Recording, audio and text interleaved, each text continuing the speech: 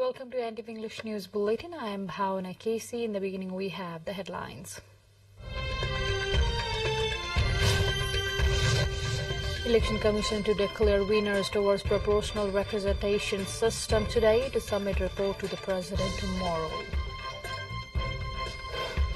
Chinese hospitals under strain due to rising COVID infections. Hospitals also increasing fever ward capacity to meet influx of patients. U.S. scientists announced a major breakthrough in the race to recreate nuclear fusion. New technology promises potential source of near limitless clean energy. And Messi leads two-time champions at the semi-final.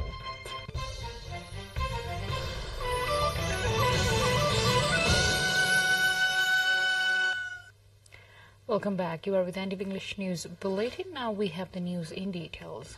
Election Commission has postponed the publishing of the final list of proportional representation of members of the House of Representatives and members of the Provincial Assembly today. According to Assistant Spokesperson of the Election Commission, Surya Prasad Arial, due to technical reasons, the task has been postponed for today. According to Arial, there is no need to improve the proportional list submitted by the political parties towards the House of Representatives. However, in the case of the provinces, the Commission should take further decisions on the list submitted by the political parties. After publishing the proportional list, the Commission has prepared to submit the election report to the President tomorrow. In case of the province, it said it will be submitted on Saturday of the election results. 110 MPs are being elected towards the proportional representation system of the House of Representatives and 220 towards the Provincial Assembly. Out of the 17 persons killed in a bus accident that occurred at Bethansuk rural municipality of Kabri on Tuesday evening, identity of 13 has been confirmed so far. As many as 22 people were injured when a bus met with the tragic accident while returning to Banepa from Chalti of Banechok after attending a religious ceremony. Superintendent of Police Chakraraj Joshi added that identity of 4 persons who died in the accident is yet to be ascertained. Condition of some passengers is critical, according to police. As per the preliminary investigation, the bus turned turtle after colliding against a wall on the roadside due to the Ntvithari districts including Kailali and Kanchanpur. A thick fog has taken place in Lamki, Tikapur, Sukhad, Mahendranagar and other areas in the districts from early morning today. The normal life in the communities has been affected due to thick fog and cold waves, and the people have stayed indoors. Likewise, limited number of vehicles are seen on the street, and so is the mobility of the people. Similarly, the morning shift classes at the schools and campuses are affected. With the beginning of cold waves, the elderly citizens are at the receiving end, while the farmers are worried about the good production of their vegetables, mostly the green vegetables and potatoes. With this update, time to go for a short break, but still to come we have.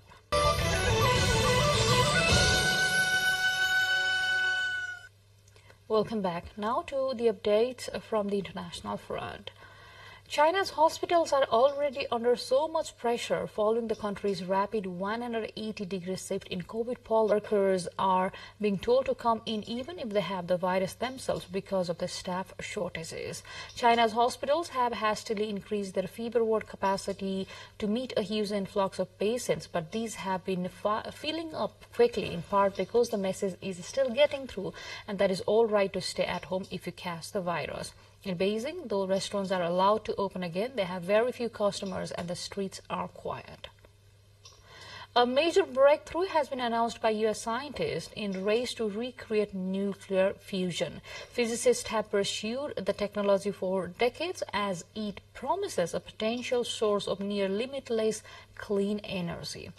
On Tuesday, researchers confirmed they have overcome a major barrier, producing more energy from a fusion experiment that was put in. But experts The Mexican government has dismantled a massive migrant camp in the southern state of Oaxaca, where tens of thousands of migrants have obtained temporary transit documents on their way to the United States border.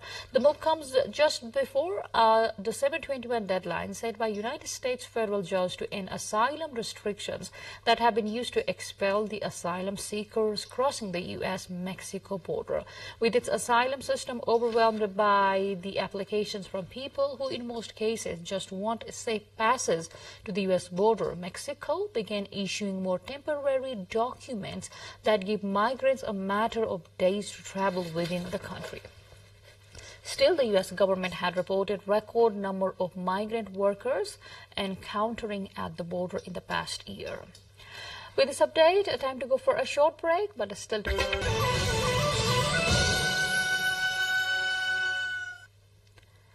Welcome back. You are with NTV English News Bulletin. Now we have more updates from the international front. Rome unveiled on Tuesday its second eco-friendly low-impact Christmas tree as the city installed a spruce in the square.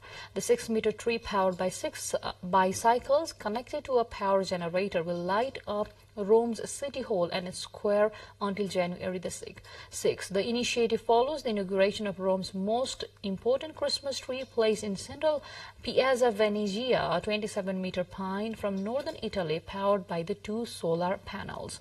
The energy crisis hits the tradition of Christmas lights all around Italy, and Carbon Tree seems to be a winning World Heritage Center, and IUCN recommends that the Great Barrier Reef be inscribed on the list of World Heritage in danger. Underwater heat waves and cyclones driven in part by runaway greenhouse emissions have devastated some of 3,000 coral reefs making up the Great Barrier Reef. The reef is home to thousands of known plant and animal species and boasts a $6.4 million annual tourism industry. The Great Barrier Reef accounts for around 10% of the world's coral reef ecosystems. The network of more than 2,500 reefs covers 348,000 square kilometers. 2 more updates lined up on the other side, but before that, let's have the highlights first. Now to the updates from the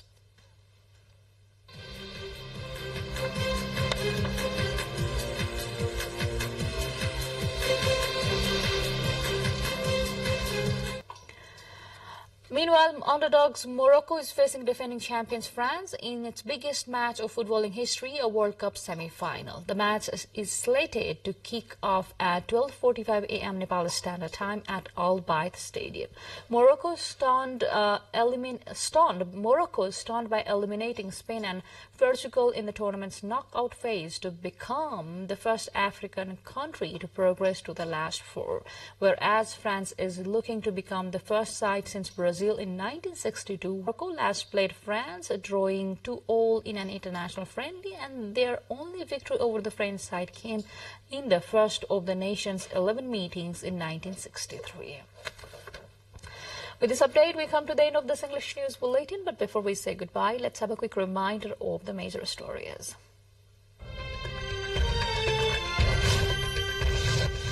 Election Commission to declare winners towards proportional representation system to submit report to the President tomorrow.